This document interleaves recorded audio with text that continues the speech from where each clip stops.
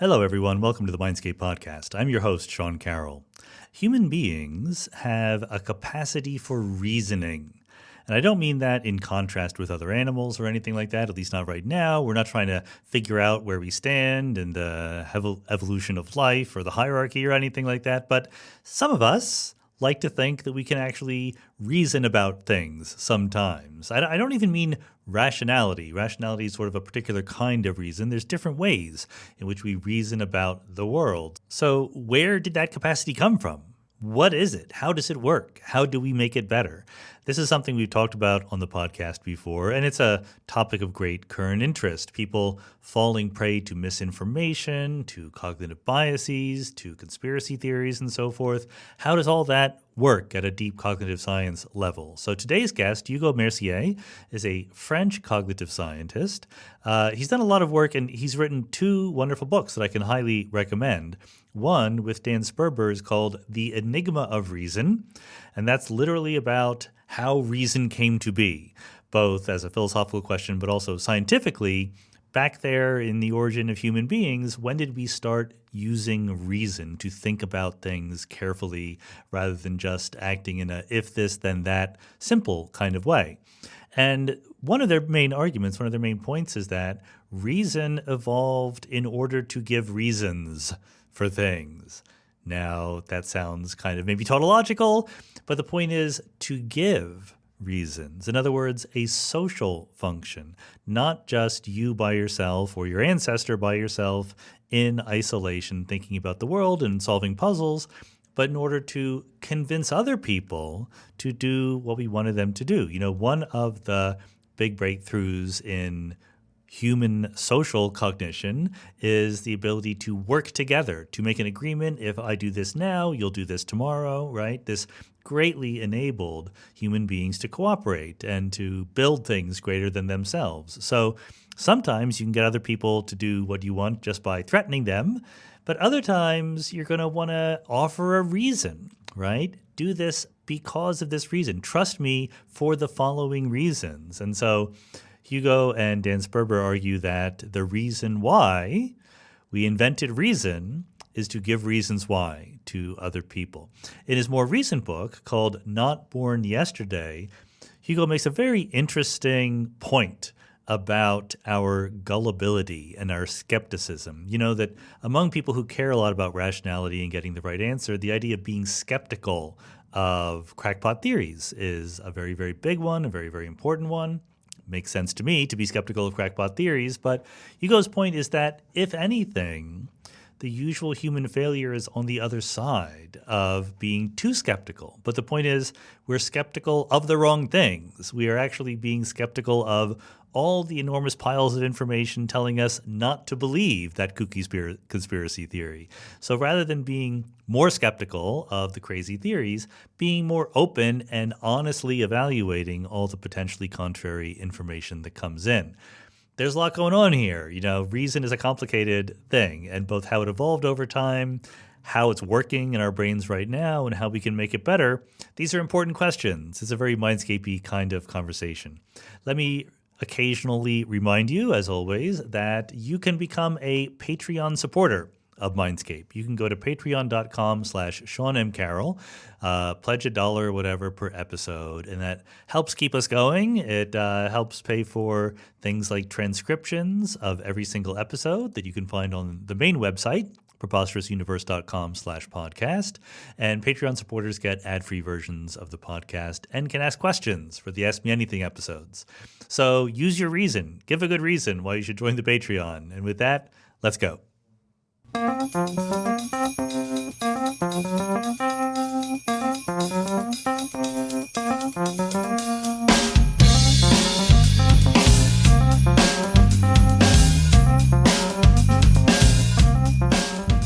Hugo Mercier, welcome to the Mindscape Podcast. Thank you for having me. So we're talking about reason, and obviously that's a big topic, and we'll get into what is precisely meant by that in detail. But I bet that given previous things that we've talked about in the podcast, a lot of people will conflate it with rationality right away. I know I sometimes do that, but I think you don't want us to do that right away. So maybe I'll give you a chance to tell us what we should be thinking about when we talk about reason. So There's this saying that for psychologists, theories are like toothbrushes. Everybody has their own, and no one wants to use anybody else's.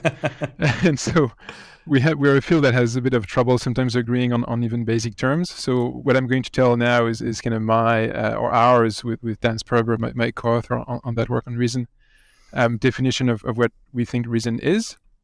And according to us, reason is both the reasons we give each other. So when I try to convince you to do something or to believe something, I will give you reasons that you will evaluate. And reason is also the cognitive mechanisms that allow us to produce and to evaluate these reasons. So it's very specific. And most of the mind goes on without using reasons at all. So when you perceive things, when you engage in kind of motor behavior, when you act in the world, when you draw a lot of inferences, when I'm looking at you, I can infer things about, whether you're healthy or not, what you're thinking, etc., etc. All of that we do, we believe without using reason. So reason is quite specific in our framework. So in other words, just to be super duper clear here, reason doesn't mean being logical or being rational.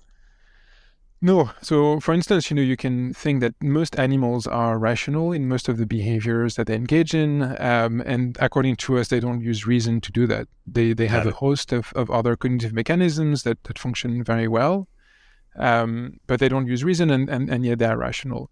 Moreover, in many of the ways in which humans use reason, they wouldn't really be qualified as rational in most kind of normative models. So people can use reasons to engage in motivated reasoning, to justify conclusions that they already believed, to kind of delude themselves into believing something. So I think the two of them are quite separate. Good. Okay, that does make a lot of sense. So, and again, just to let the audience in on the background that we're talking about here, you mentioned we're talking right now about the book Enigma of Reason. You have a new book out on Not Born Yesterday about how we're less gullible than you think. We'll get there at some point. I don't want you to feel bad, but in the Enigma of Reason, you do remind us that there is this. Maybe not a consensus, but a feeling among a lot of people that there are dual process models of how we think in the brain. And you think that a dual process, two processes aren't quite enough. So maybe remind us what the dual process model is that we're fighting against. So the dual process model, which has been not developed really, but at least popularized by Danny Kahneman most famously, holds that you can divide most cognitive or kind of mental mechanisms in two types. One is kind of intuitive mechanisms. So again, you see someone immediately, you can infer how old they are, their gender, their mood, maybe what where they're looking, etc., etc.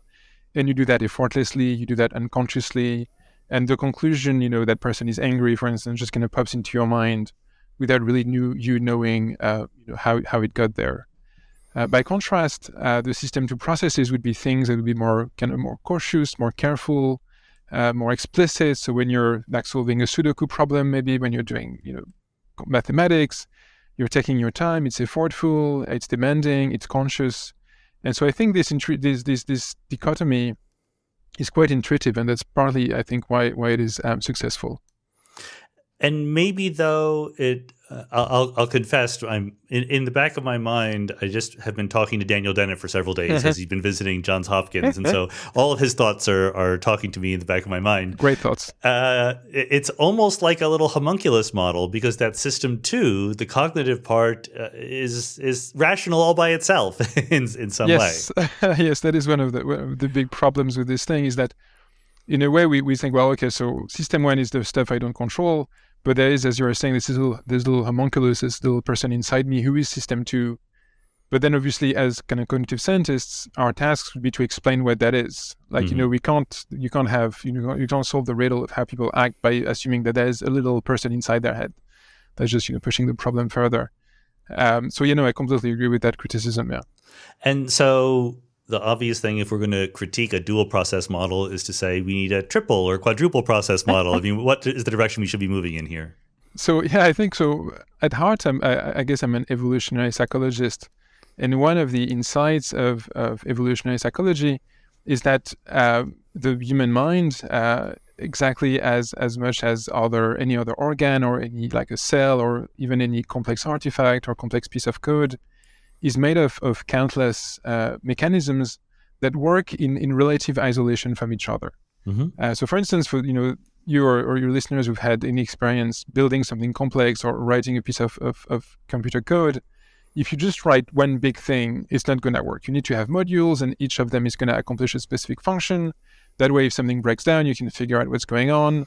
That's the way anything that's complex, or human cell, the mitochondria, the nucleus, anything that's complex is modular to a very high degree. And so we believe that the mind, this is also true of the human mind. So you have mechanisms dedicated to vision, mechanisms, and within these mechanisms, mechanisms dedicated to perceiving simple shapes and assembling them together, etc., etc. So we have a myriad of mechanisms that work, then again, in relative isolation with each other. Obviously, they communicate with each other, they send information to each other, but they are still relatively impervious to what's happening in the rest of the brain. Otherwise, it would just be a giant mess and nothing would get done. And so there is not just one sort of rationality module. There's many different modules, and rationality somehow emerges out of a multiplicity of interactions. Yes, exactly. Yeah. So, if you look at an animal, any kind of cognitively complex animal will have mechanisms dedicated to perception, to motor behavior, to finding a good mate, to competing against other individuals from the same species, to spotting predators, etc., etc. And all of these mechanisms will have to be coordinated. Like the animal has to be able to make decisions, whether there's mate on one side and food on the other. They have to decide it. These sort of things. But each mechanism is still relatively independent of the others. But there is some level at which things become conscious, or we become consciously aware of them, right? I mean, is that to what extent? How should I be thinking about the role of consciousness or awareness in this picture? So it's not something that I've really given enough thought, I guess. So I don't have a super smart answer to give you. Dan will be a much better person to talk to about that. For us, I guess what matters is that we happen to be conscious of most of what we reason about. So if we use reason in the way that we use the term as this mechanism that allows us to produce and to evaluate reasons, we happen to be conscious of that all the time. So not in that we're always conscious of that, but whenever we do reason, we are conscious of it. And so that's one of the traits that I think make us equate reason with system theory, because that's the thing that we know goes on in our mind because we have access to it, we can report it to others. Whereas the vast majority, like the proverbial hidden part of the iceberg, goes on all the time unconsciously. And that also actually tend to make people forget that even when it comes to reason, a lot of it is unconscious. So, if I think of a reason to convince you of something, I don't know how I found it. It just kind of pops into my head. When I give you a reason, instantaneously you have an intuition about whether it's a good or a bad reason. And you don't know why that's the case. It just pops into your head. So even in something like reason that is quite explicit, there is also a cognitive layer that's kind of basically inaccessible to consciousness. Good. Yeah. Okay. So it's certainly a very, very good lesson that a lot of what we come to believe through what we think of as reasoning and reflection is a result of a lot of things going on below the surface that we're completely unaware of. Yeah, no, it has to be the case. I mean, otherwise you have this kind of infinite regress. Like, you have to have a reason for your reason for your reason. So at some point, we just have intuitions, and there is some cognitive processes that in the future people will be able to explain, but they have to be there. Things don't happen just by magic. And there is something about human beings and the way that they reason that is maybe a little bit special here. Well, according to us, we're actually the only ones to reason at all. So other animals engage in a lot of complex thoughts, and they can do a lot of wondrous things with their minds. But this ability we have of producing and evaluating reasons is something that, as far as we can tell, no other animal has, in part because it requires a complex system of communication to be able to express these thoughts, these reasons. And so, other animals go on, completely fine without reason, which then raises the question of, why do we have it? Like, it seems, we kind of take it for granted. Well, it sounds like a great idea. But your dog or any wild animal does perfectly fine without reasoning at all, and so why do we bother? Good, and I hope you can answer that question before at some point. But this is helping me figure out what to emphasize in things you've already said. So you've already said this, but dogs and animals think, and they can even solve puzzles, but you're saying that they don't do what you are calling reasoning. And there's a linguistic barrier here because you're raising the importance of the idea of coming up with reasons as something that reasoning does. So maybe amplify that a little bit. Yes, no, exactly. I mean, as I was saying, for us, reason is really the ability that we have of producing reasons. And it's not something that we can take for granted at all. So for instance, again, if you're a computer programmer, you write a piece of code that works perfectly well. The piece of code is not going to be able, by default, to explain to you why it's making these decisions. So you write a code and it tells you, well, or if you look in your ChatGPT, well, this is the output. But then it's a black box. If you want your code to be able to explain to someone why it has come up with that decision, you need to write another piece of code that will somehow figure out, well, actually, that decision I made because of this, and I can spell that out and I can tell someone that. And so the same would be true for humans. So other animals, they have this very, very complex piece of code or the equivalent, neuronal equivalent in their brains, and they function perfectly well. But if someone, if you ask your dog, but why did you do this, which we sometimes do, I guess, the dog is not gonna, give you a very informative answer. And for, but if you ask that to someone, they will tell you something that will be more or less informative. But in order to do that, you need a different piece of software that will look into your own mind and look into your decisions and your behavior and try to give you a reason for why you believe something or why you did something. And it doesn't come, kind of prepackaged with the rest of the mind. Like you need a different piece of software that only does that. And so the question is, why are we able to do this?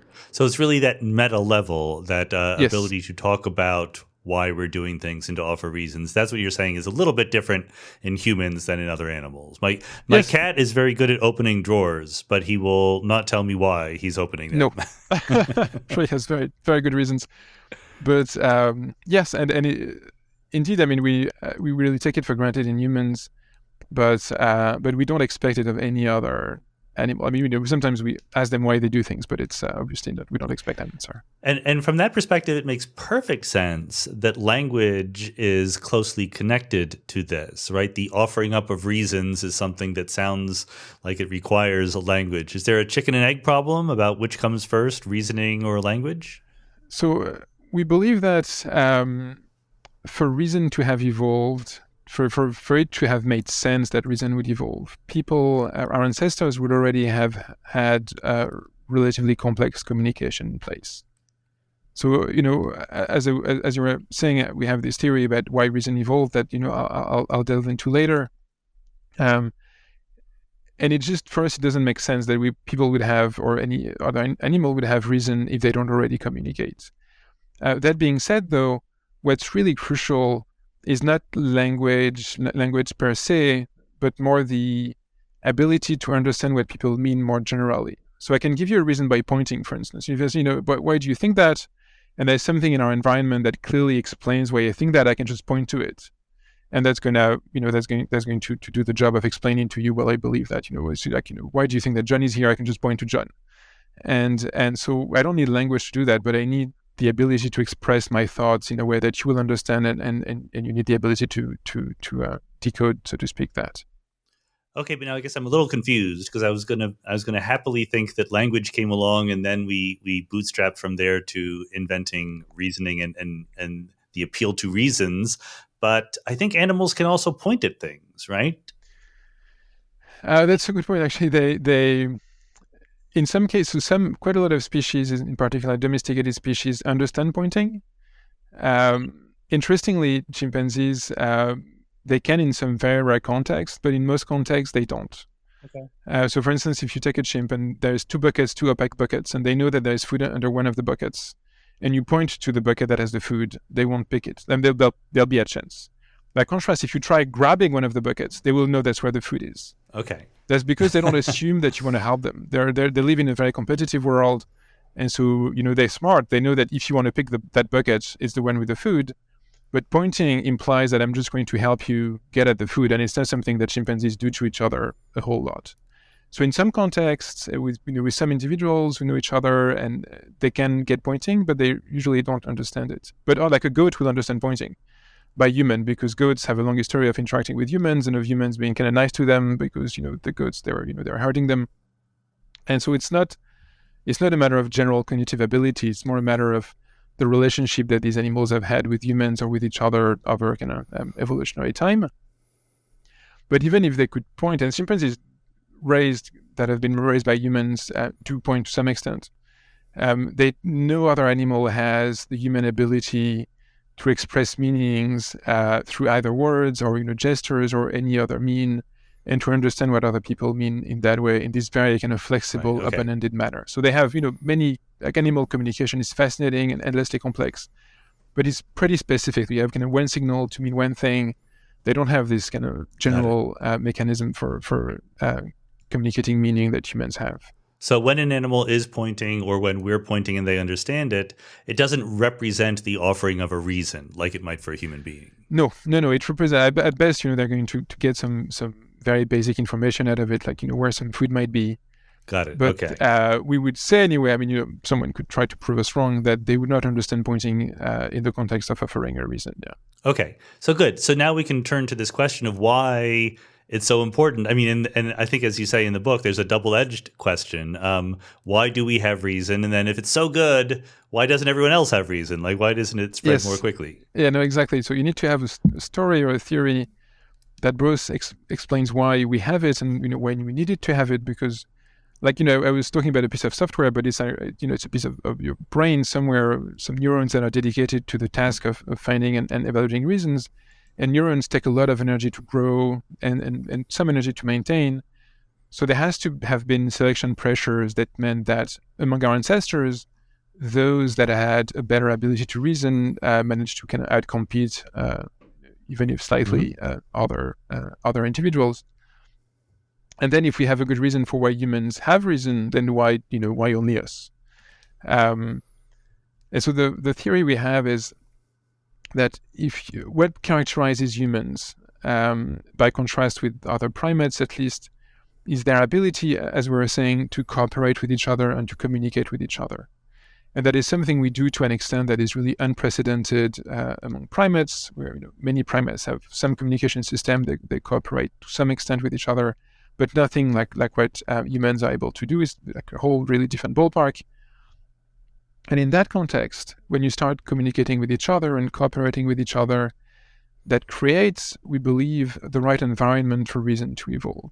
And there are kind of two explanations really there. One is, when you cooperate with people, it's really important for you to judge them, because you want to make sure that the people you cooperate with are nice, that they're going to reciprocate, that they're competent, they know what they're doing. And the problem is that judging people, if you don't have access to their minds, is really hard, because you might do something and you mean well, but you mess up, and so I might think, oh, you're clumsy, or maybe you're a bad person, when in fact you meant really well. So if you can explain to me, let's say you do something that appears maybe a bit mean, but then you explain to me that you meant well, then I can correct the way I perceive you in a way that's both good for you, because you protect your reputation, and good for me because I don't think poorly of you when it was not justified. And so when people cooperate, it becomes super useful to be able to justify themselves, to give reasons for why they do the things they do, so that others can understand them and can judge them kind of accurately. So we believe that's one of the pressures that led to the emergence of reason. And indeed, in our everyday lives, we do that constantly. So whenever you do, or you even mention that you did something that might appear a bit silly or not very good, and immediately we justify ourselves. Oh, but I did this, but I had a good reason. There was this, and there was that guy who did that, and I thought that. So we do that constantly. And if we couldn't do that, so for instance, when you're driving, you can't talk to the other drivers, and I think that's one of the main factors in road rage, is that someone can't explain, I cut you off, but I'm really in a hurry for that. So like when you talk to people, you can explain things, and usually it smoothes things over very well. But as soon as you remove that ability to justify yourself, things go south pretty quickly. So that would be one of the reasons why we have reason. And the other would relate with communication, in the sense that when people talk to each other, it's great and it's super useful. But if there is a disagreement, what do you do? So, if you tell me something and I think that it's false, unless I really trust you a lot, and I'm just going to change my mind. But that's kind of risky because, maybe you're mistaken, maybe you want to mislead me even. But if you can give me a reason, then I can decide, well, okay, maybe he has good grounds for building this. Maybe he doesn't. But I can make a more informed decision about whether I should trust you or not, and I can provide you reasons. And so in a context in which individuals do communicate, then it starts making sense. When people communicate a lot and rely on communication a lot, the way humans do, then it starts making sense to be able to exchange reasons so that when we disagree, we can figure out who is the most likely to be right. It does seem slightly strange at first hearing to imagine that reason came about for primarily social reasons. We tend to think of reason as something that is sort of objectively out there in the world. There are rules to being logical or to updating our priors using Bayes' theorem, etc. And this evolutionary story of why it came about seems very different, but maybe it's compatible. I don't know. How does this relate to ideas that logic and reasoning are out there in the world objectively without even us constructing them? So I'm not going to go into kind of Platonism and whether ideas exist in the world, but what I want to point out is that for this whole thing to work, it has to lead us to more accurate beliefs on the whole. So if the two of us, when we exchange reasons, we exchange arguments, we disagree. So you say this because of that, I say that because of something else. If on average the outcome of that process was bad, if on average we ended up with worse ideas than we started from, if on average the guy who was wrong ended up convincing the other one, that would not be selected for. That would be bad. And so that means that even without following like the strict precepts of logical validity or Bayesianism, the intuitions people have about what is a good reason or what is a bad reason must somehow track what is actually true. Because otherwise we would not be doing it.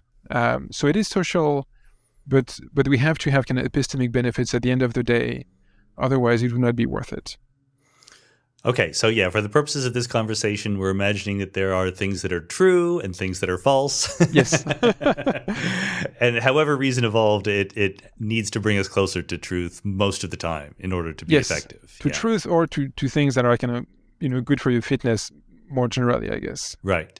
And okay, last question about the evolution of it. Please. I mean, I think you said something about this, but I just want to get it super clear in my own brain. Is there a single kind of spark or phase transition or shift in, how thought works from, let's say, other great apes to humans that enables the whole constellation of things that include social structures, reasoning, language? Or did one of those come first? Or were there multiple things that appeared at the same time? Yeah, I mean, I think the most commonly accepted theory would be that it was a succession of events that led there, but clearly they're related to each other. For instance, in the example of reason we were discussing, it is because there's this space of cooperation and communication that it makes sense to start evolving reason, and I think the same goes for the other. So there must have been some changes in the ecology of kind of our ancestors that meant that it made more sense to cooperate more. Once you start cooperating more, then if you can communicate better, you're at a huge advantage.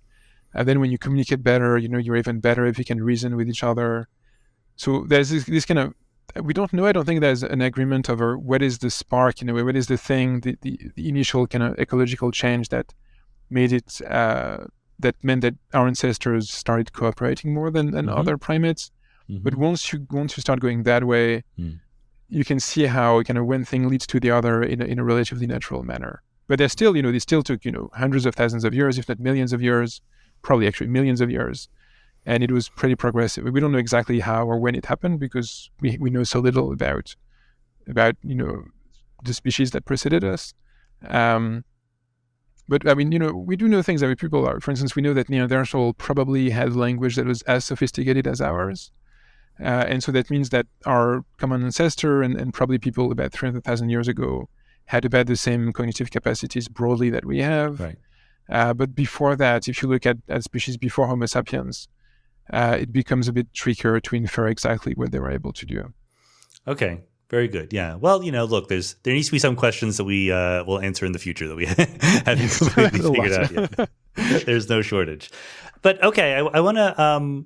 My job as the podcast host is to be a tiny bit of a skeptic, just to give you the chance to push back. So you seem to be saying that in some sense, reasoning evolved not to sit at home and do math or logic, but to persuade other people that we were right, to, ultimately as a rhetorical device.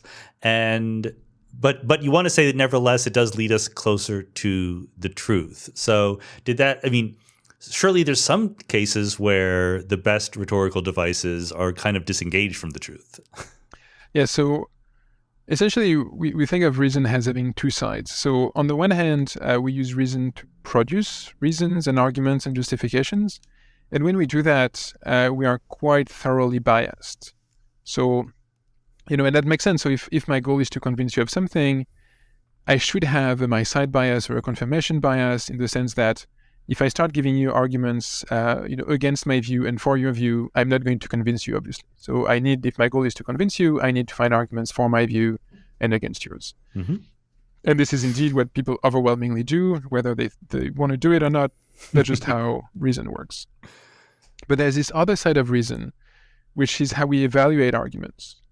And when someone else gives you an argument, then your incentives are very different. Your incentives are much closer to the kind of normative goal of having an objectively true answer, in the sense that, someone is giving you a reason, you disagree with them. Your goal is to know, well, should I change my mind?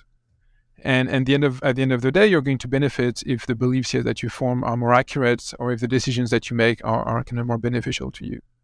And so when we evaluate reasons, the biases that kind of plague the production of reasons completely disappear. So we're quite objective. We're able both to realize that bad arguments are bad, but also to realize that good arguments are good, even if they challenge our points of view. Mm.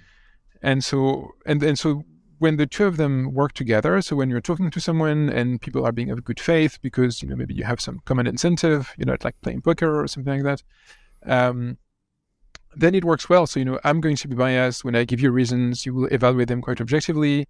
If you find that they're crap, you will tell me, and you will tell me why, and I can give you other reasons. You will give me your reasons. You'll be biased in doing so, but I will evaluate them objectively. And that's what makes the whole thing work, is this kind of back and forth between the production of reasons, which is biased, and the evaluation of other people's reasons, which is much more objective and exigent.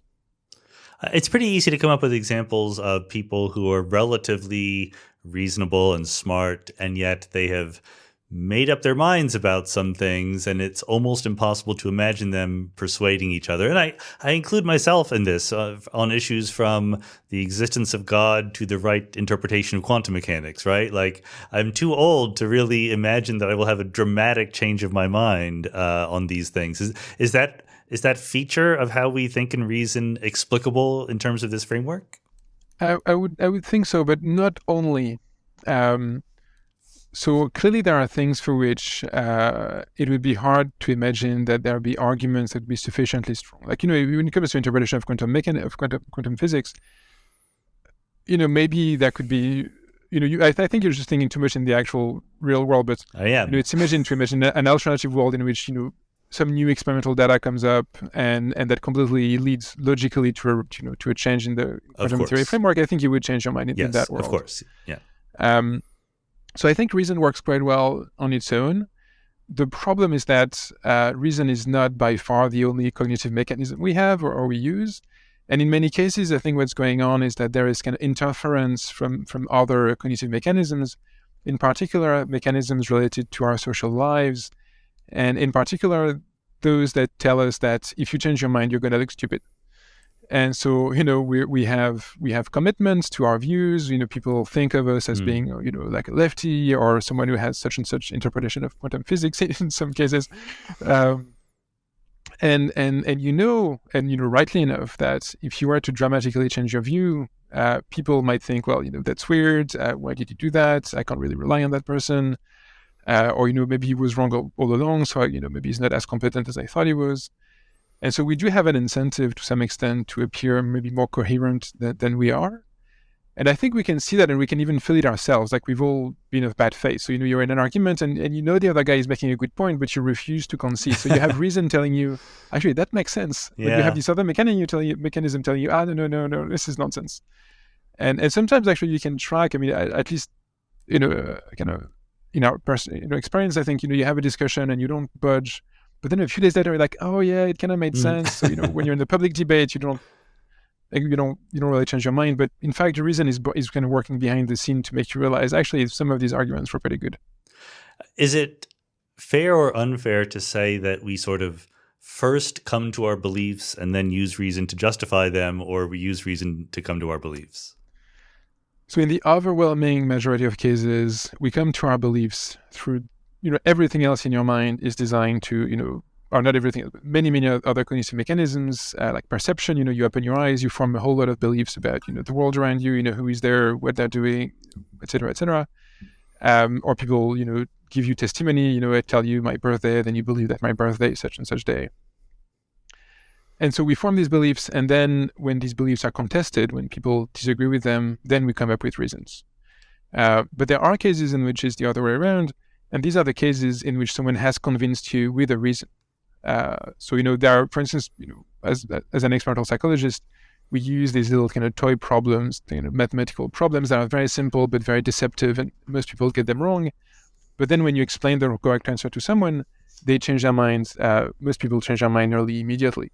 And in that case, they have the correct answer because they have accepted a good reason. So, both happen, but in the vast majority of cases, people come up with a belief, and then when the need arises, they justify it to others. You emphasize the social aspect enough that, if I recall correctly, you're willing to say that if you were just by yourself, if you were an isolated person, there'd be no reason to use reason. Well, as humans, we have it. So, whatever someone else is going to do with their brain when they're on their own, I don't know. But if we had been a solitary species, I guess like, that's a better way of putting it. I don't know, orangutans or something, I don't think we would have had. There would have been selection pressures for us to develop reason. Okay. But then again, if you're in solitary confinement, I'm sure some people will try using reason to distract themselves. So it's interesting. It's like a spandrel in some sense. The fact that we can prove mathematical theorems. There's no evolutionary pressure to prove mathematical theorems, but there's evolutionary pressure to persuade our fellow human beings, and that led us to develop a capacity that we now use to prove mathematical theorems. Yes, no, exactly. That's the beauty of it in a way, is that it's an accident. Like this ability, and reason is not the only ability that we use for science, but it is clearly a crucial one. It did not evolve for that at all, and it's our great luck that we can also use it to prove mathematical theorems and to develop physical theories and whatnot. And presumably this helps explain why our reason has faults, why we are subject to cognitive biases, irrationalities of various forms. Yes, no, exactly. I think one of the great strengths of our theory is that it explains this otherwise extremely puzzling feature of reason, which is well attested in countless psychology experiments, which is the confirmation bias or the my side bias. So it's something I was mentioning earlier, and the idea is very simple. Whenever people have any kind of preconceived notion, they have some intuition, some idea about something, and they start reasoning about it, overwhelmingly they will find arguments for why they're correct. And that's, irrespective of whether they happen to be correct or not. They will just spontaneously think of arguments where they're correct, whether it's about a logical problem or who they're going to vote for, what car they're going to buy, anything. If you already start thinking, well, this one is the best option, then you will mostly find reasons for why that's the case. The very, very first podcast episode I ever did was with Carol Tavris, who is a social psychologist. And she related a story, other people's research, and it's probably a famous example in psychology literature of this doomsday cult that knew exactly when doom was going to happen. Social psychologist, yeah. Yeah, and so it didn't happen, and they interviewed them afterward, and the evidence was irrefutable because they said, absolutely the world's going to end, and it didn't end. But none of them said, oh, we were wrong. They all said, well, we just prayed so hard and cared about it so much that we stopped it. Actually, how it was kind of split. So half of them gave up on the cult, and the other half dug deeper. And you can see, I think, so my interpretation of that would be that essentially your mind, your brain is computing the costs of different actions. So either you give up with a cult, in which case you have a benefit, which is, well, clearly what they're saying doesn't seem to make much sense, and you can maybe recreate or rejoin kind of old friendships and maybe a family that you might have kind of abandoned. On the other side, if you stay with the cult, then you keep this very close-knit group of friends that you can rely on. And the fact that we said the world was going to end and it didn't end, it's not the end of the world if the benefit you get from saying that is that you get to keep living with these people who might be your only support group at that stage. I understand. So even in the most hardcore sense, it is arguably not irrational to say those things. Oh, yeah. No. I mean, I think it's really hard to show that something is irrational, and that it's really important to distinguish irrational from false. I mean, obviously what they're saying is false, but there are countless situations in which saying or believing false things might be perfectly rational. And this segues very nicely into this idea that if we are... So we developed reasons to sort of persuade our fellow human beings, and this gives us this wonderful set of abilities, but also sort of an obvious set of exploits that are available, mistakes that we make. So does this make us susceptible to being persuaded of false things by people who are very good at such techniques? I don't think so, because I think the way these mechanisms should work is they should err on the side of caution. So if you don't really understand an argument, then you should just stay put and stay with your prior belief. And so the person should not manage to change your mind. So that's, in a way, that's the beauty of the mechanism, is that it's not, it's not completely foolproof. But, by default, if it's a topic that you really care about, something that might impact you in your daily life, that you might pay, genuine cost if you get wrong, then people really have to give you a good argument for you to change your mind. Otherwise, you're just going to stick with your prior beliefs. I guess it makes sense. The process of updating our beliefs is an essentially conservative one. We don't want to make radical changes from moment to moment. Well, no, but in that context, it's really important to distinguish communication from other modalities. So in particular, from perception. So, if you believe that your keys are in your pocket, but you see them on your desk, blam, immediately you change your mind and you accept that they're on your desk. But if you believe that they're in your pocket and that someone tells you, oh, actually, I saw them somewhere else, maybe, I'm not sure, maybe you're mistaken, maybe those were not my keys. So our minds process communicated information very differently. And the reason is quite obvious, is that in an evolutionary context, we can trust our perception. I mean, obviously, it's going to make mistakes. Sometimes nothing is perfect, but it evolved so that, to help us form an accurate vision of the world and to behave adaptively in it. By contrast, other people evolved to serve their own interests that might very well and that often do differ from ours. And so you can't just take someone else's word for it. Even your kin, even people who are close to you, their incentives are going to diverge from yours to some extent. And so you will always have this filter that when it's communicated information, you need proof, you need good reasons to change your mind. Whereas if it's perception, by default, you're going to, perception is going to override memory. So I guess this feels like a mixed message to me, in the sense that we seem to have examples where lots of people believe false things.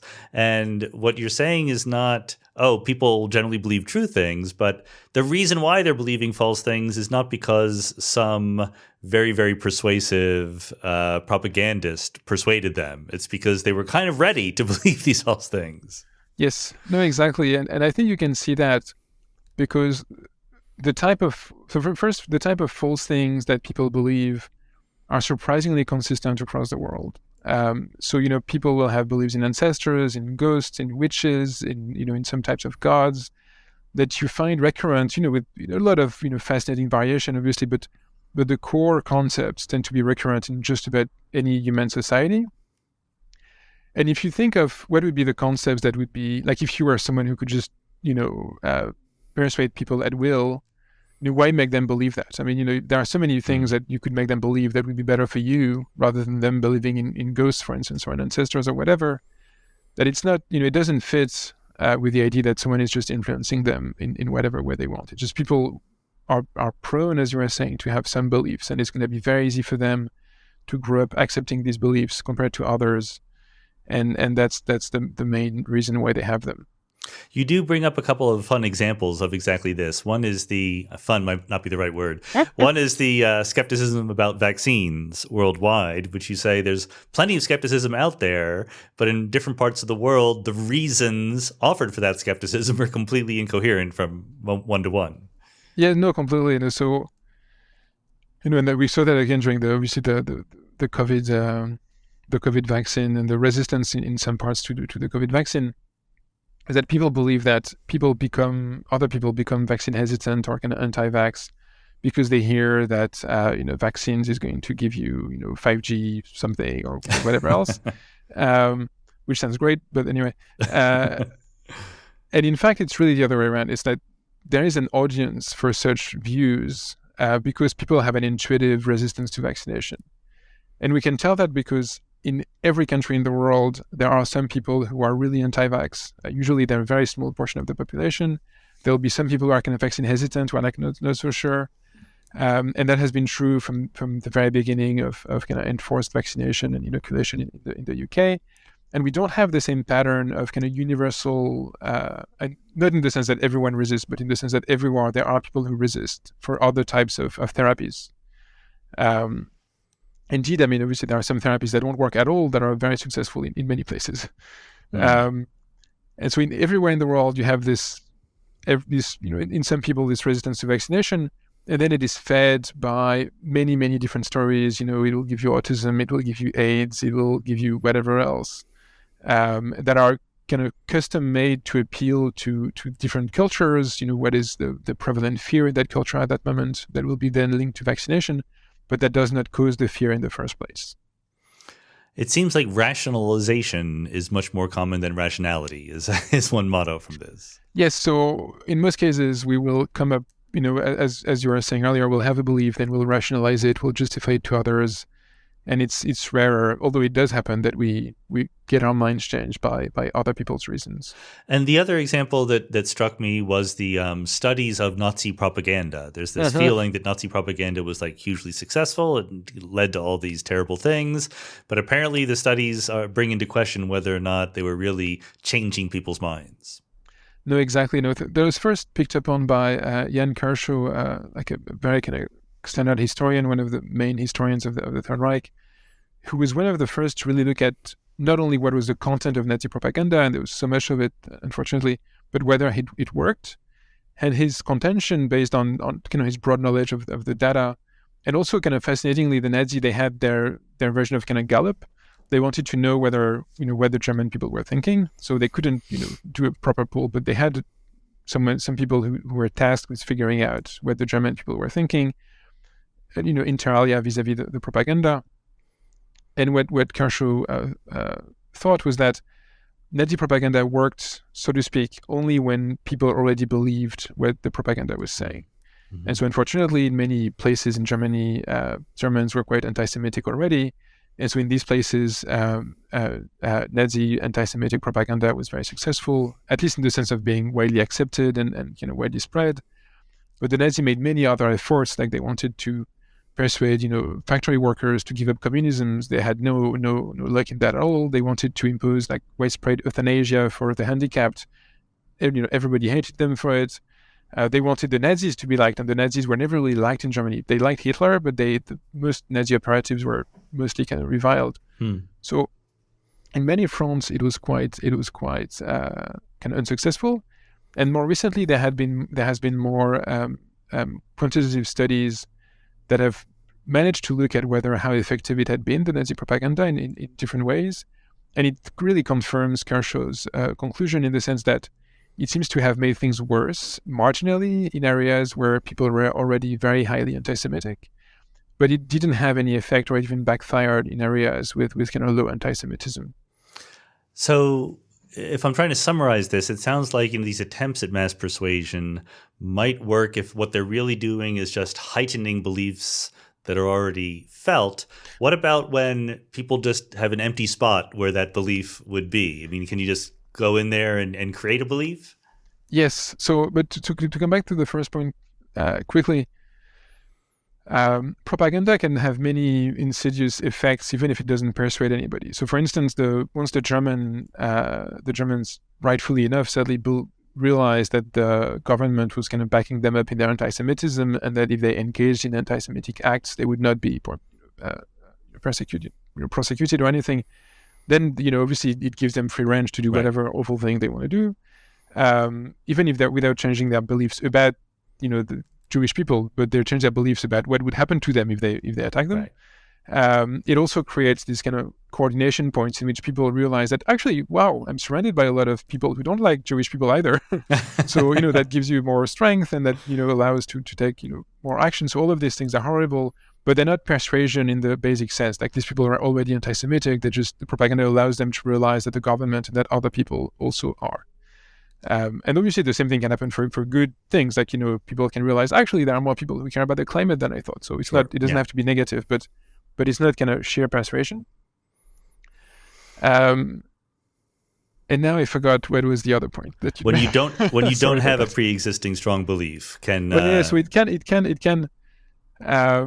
So that's what kind of political scientists call non-attitudes. And so, if you ask me, do you have a take on a commercial treaty between France and Germany that I've never heard about?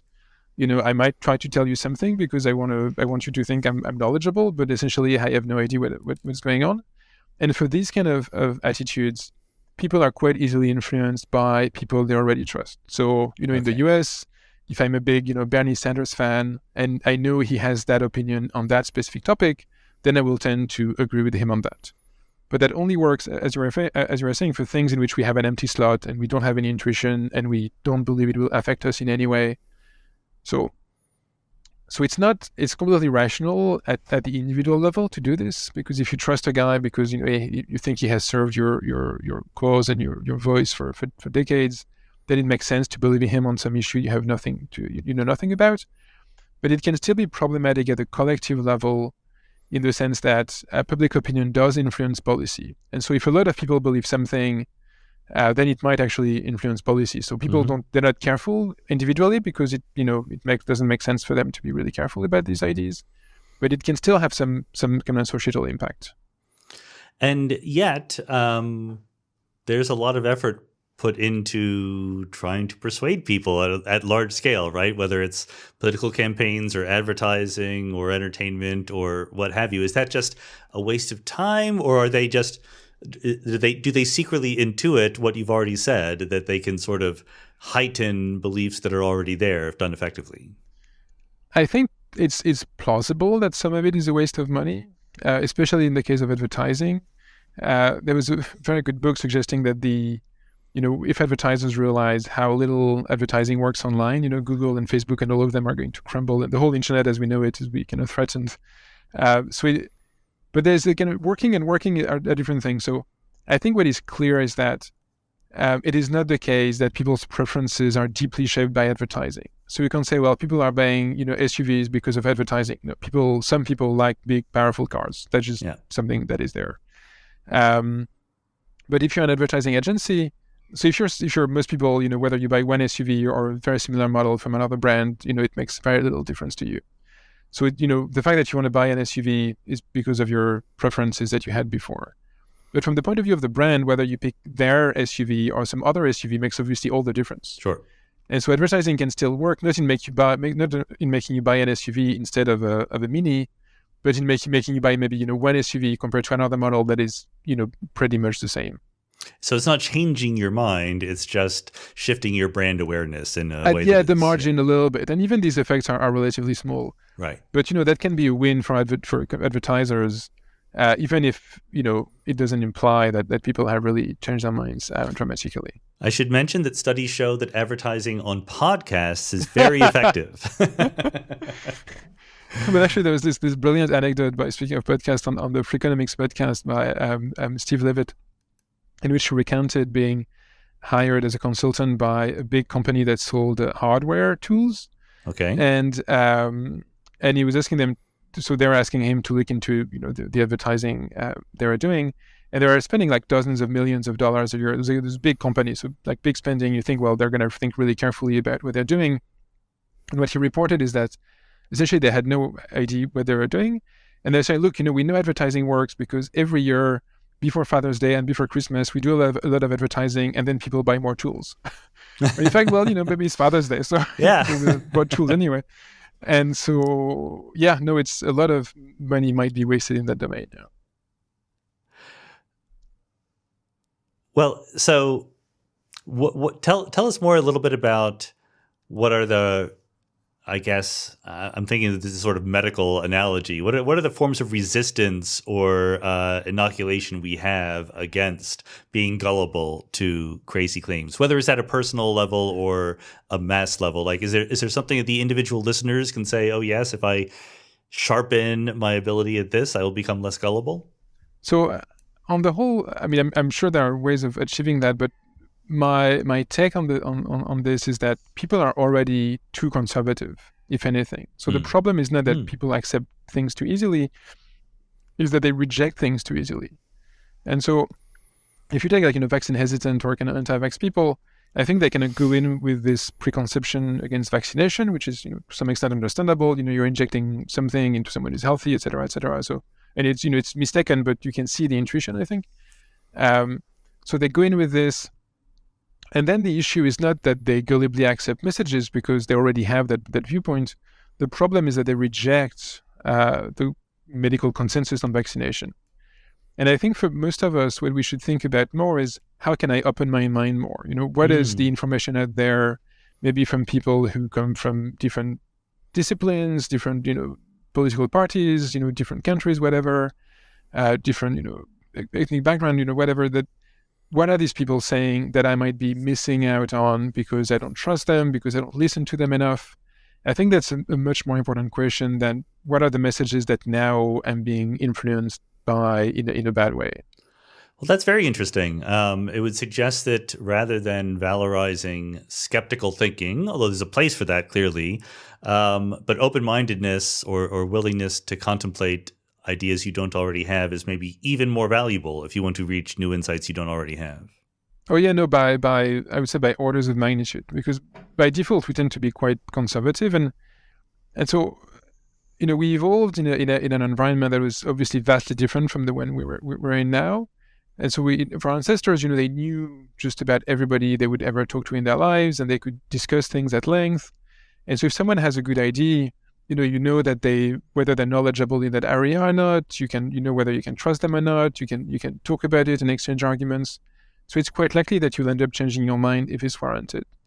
Whereas nowadays, you're confronted with a lot of information that you don't really know the source, you don't know if you can trust them or not, you don't know if they're competent, you can't talk to them, and so as a result, you're not persuaded by them, even if sometimes you should. Okay, actually, that's very interesting. So just to bring it down to earth and see if I get it right, there's this feeling that, there's a bunch of people out there who believe in Bigfoot, let's say. And the criticism of those people is that they're not skeptical enough. They're too open to this crazy idea. And what you're saying is, actually, like any reasonable person has heard plenty of other people say, no, Bigfoot does not exist. There's no evidence for it. And their actual problem is not that they're too credulous and they're willing to, they're not skeptical enough about Bigfoot, is that they're too skeptical about the very good reasons given why Bigfoot does not exist. Exactly. I think it's very, very rare to find someone who has not, in our societies, who hasn't been exposed to correct versions or better versions of their ideas and who has kind of refused them. And so if you start with the idea, so Bigfoot is a bit of a, not that many people believe in Bigfoot, but then again, if you look at things that are vastly more common, like, vaccine hesitancy or conspiracy theories, and that people seem to have a knack for kind of intuitively, in every culture, people have, some good portion of the population will have those beliefs. Then the issue is that they fail to correct themselves, or they fail to accept to be corrected by others. And I think that's the main problem we have. Yeah. And it really does sound like part of that main problem is our fondness for whatever set of priors or folk beliefs that we start with, or even just wishful thinking, I guess. Yeah, I mean, some of it is kind of some personal attachment, I guess, but as we mentioned earlier, in the case of that group that had predicted the end of the world, and that have been fortunately proven wrong. A lot of it is social. So if you're a conspiracy theorist, like someone who's quite, into that movement, if you're like a big QAnon person, that's a lot of who you are. That's a lot of the time you spend. That's a lot of the people you know. And so abandoning that belief or that set of beliefs would entail typically large social costs. So in terms of, friendships that are broken and, you lose your hobby. So people are not being necessarily rational, even though at the societal level, the costs can be significant. Well, I guess there's a down-to-earth set of questions here. In the modern world, it does seem to be that there's lots of people who believe lots of false things. I guess you've given us some framework for understanding why that is. Is there some suggestions for how to fight it, how to fix it, to get against misinformation, etc.? Yeah. So usually the solutions I would advocate for the most are things that are hard to do and that are very systemic. Yeah. So for instance, if you take something like conspiracy theories, in every country in the world, there are conspiracy theories, and you have, 10, 15, 20% of the population who will tend to believe many of these things. As far as I can tell, the only thing that really matters at that scale is how good of a government you have. So if your government is very trustworthy and not corrupt, there will be fewer conspiracy theories. So that doesn't mean that the conspiracy. So if you're in a country like Pakistan or that has a pretty not very functional government and a lot of actual conspiracies, it doesn't mean that the conspiracy people believe are actual conspiracies, but you're in this mindset of it's plausible that there will be conspiracies. So if people say, look, it's the U.S. government that caused 9/11, it's plausible because the Pakistani government does bad stuff. And so that's the thing. If you want people to accept vaccination more, then to some extent, pharmaceutical companies can also clean up their act even more, and be even more transparent and be even more trustworthy. It's not going to solve everything, but if you really look at the aggregate level, the only thing that is going to meaningfully lower the rates of things like conspiracy theory is if people have no grounds, like fewer grounds for believing in these things. It's not going to bring them to zero. They'll be kind of paranoid-ish people everywhere. But we know it's going to lower the aggregate level. So that does seem to suggest that a government that might be tempted by paternalistically keeping people from the truth would be better off just letting people in on the truth, because that would, in the long term, increase people's trust in government, and then the people will be more willing to believe them when it's very important. Yes, no, completely. I mean, that would be a conclusion. I mean, obviously, kind of trustworthiness of a government can take many forms and have many causes, but transparency would clearly be important. Yeah. I don't know, how much you're into it, living in a different country and so forth, but of course we have radical polarization here in the United States, a part of which is an epistemic polarization. People just believe very, very different things, and it to the point where it's hard to find a common ground to imagine changing people's minds. Let me not put words in your mouth. Is there some way to deal with this partisan epistemic polarization that is suggested by this way of thinking? So first of all, as far as I've kept tabs on that literature, there is some kind of ideological or kind of epistemic polarization. It's not as bad as people tend to think. So if you look at polls regarding, what do you think about gun control or abortion or whatever, the average Republican or Democrat tends to be much closer to each other than people think. Mm-hmm. It seems as if the thing that is really clearly growing a lot in the US at the moment is affective polarization, where people from both parties increasingly dislike each other. Yeah, okay. And interestingly, this is likely due to a mix of factors. One of them is people are increasingly ideologically coherent. So increasingly, like if you look at, 30, 40, 50 years ago, right, you could be, a Democrat, but you were, pro-gun and you were, anti-taxes or whatever. It was kind of all over the place. Whereas nowadays, increasingly, people are maybe more informed about politics. They know more about politics. And that means that if you're a Democrat or vice versa Republican, you'll feel more compelled to agree with most of the points that the Democrats defend. And then obviously it means that if you know that someone is a Democrat, then you can infer that if you're a Republican yourself, that you're going to disagree with them on many, many things. which gives you some grounds for not liking them so much. But then again, I mean, it seems as if, and the solutions aren't going to be easy, because we know it's not just social media, for instance. Social media can amplify the problem, partly because it tends to show you the most extreme versions of the other side. So some people believe that social media creates issues because it cuts you off from seeing what's on the other side of the political spectrum. But that doesn't seem to be the case. If anything, you are more exposed to kind of cross-cutting information from the other side of the spectrum on social media than in real life. But the type of information you tend to be exposed to on social media is some of the most extreme information. So if you're a Democrat, you might only encounter, some Republicans saying some extremely silly, offensive thing, because that's the thing that will create outrage and be retweeted. And so you have people have increasingly this distorted view of the other side. And that is kind of what is driving ideological polarization.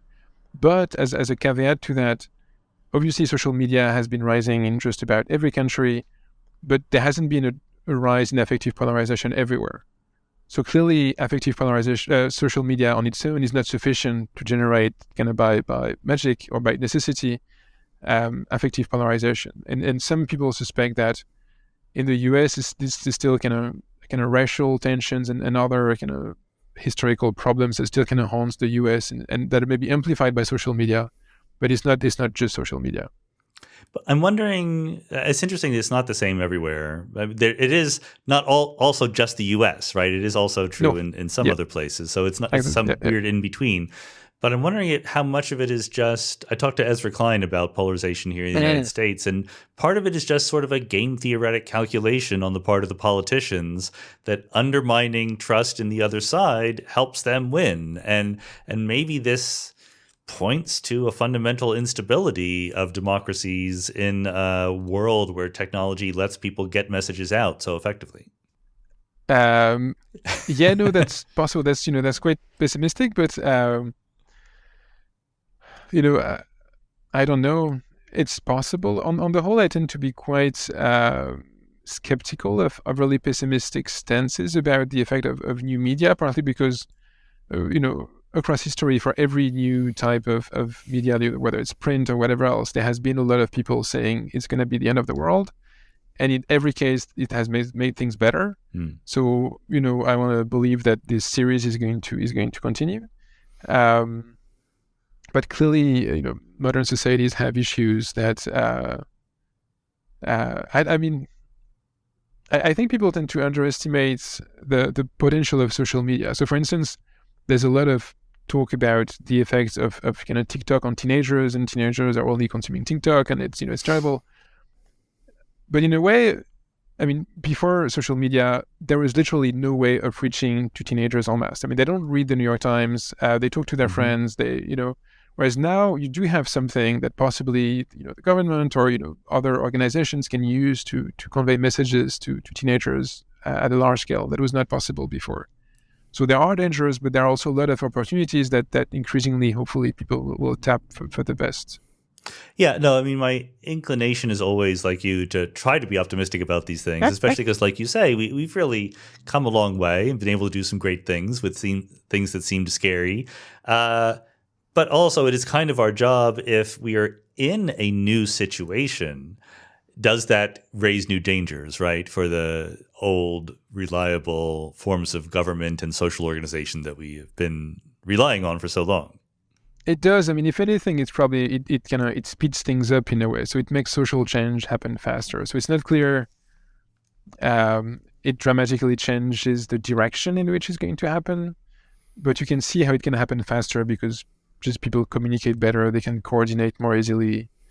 But fundamentally, people's preferences are not that different. So. Yeah. Okay, good. So, and I do actually like to conclude each podcast on a more or less optimistic note. Is there some optimistic message here about how, given that we did develop reasoning for social reasons and that we're less gullible than some people might have us believe, can we become even more reasonable by finding people we trust and letting them criticize us, or something like that? Is there some? Yeah, no, completely. No. the ideal context for us to reason well is to find people, whom we respect and who are of good faith, but still we have to disagree about something. Like if we agree about everything, things are gonna become worse. So we have to be careful about that. Maybe one kind of optimistic message is to wrap up is that that's something we've touched upon already, is that we probably don't trust other people enough. So it's likely that on the whole we tend to be a bit too conservative, and that there's some nice idea by this Japanese researcher who unfortunately passed away a few years ago, Toshio Yamagishi, and his idea is that trust is something like other skills, and the more you try trusting people, the better you get at trusting, at figuring out who you should trust. Which makes sense in a way, because if you never trust anybody, you never know whether you should have trusted them. So if you ask me on your podcast and I say, oh no, I don't trust that guy, I never know whether I'm going to have a good time or not. Whereas if I do trust you, well, sometimes I'll get burned, sometimes it'll be great, but at least I'll know whether I can trust you. Maybe I can extrapolate that to other people. So as long as the stakes aren't massive, there is a big benefit in just trusting people, because then you learn more about whom to trust and whom not to trust. Whereas if you're too conservative, then you just stay stuck in your little bubble, and you never you miss out on all these amazing opportunities that yet other people can provide you. I think I'm violating my own rule here by letting my little pessimistic side come out. But whenever I hear suggestions like, yes, we should trust other people more, I suspect that a lot of people hear that as, yes, other people should trust me more. I completely agree with that. No, people have this kind of biases, that they see biases in others, but not in themselves. But in particular, I think that's particularly true. There, it's been shown in experiments when you have kind of groups of people that you might harbor some kind of prejudice against. If the stakes aren't high, I'm not advising that you put your life in the hands of someone you've never met or anything like that, obviously. But if the stakes aren't very high, I think in a lot of cases, what stops us from trusting people is not so much the thing that we might lose a bit of time or a little bit of money, is that we're afraid we're going to look silly if we get duped. Yeah. And I think it's worth, overcoming that to say, well, okay, if I lose, then again, a bit of time or money, it's not the end of the world. Maybe I'll look a bit silly, but at the end of the day, I'll be the winner. We have to make some mistakes if we're going to make progress. Exactly. That's very optimistic advice. I'm very happy to end there. So, Hugo Mercier, thanks so much for being on the Mindscape podcast. Thanks so much, Sean.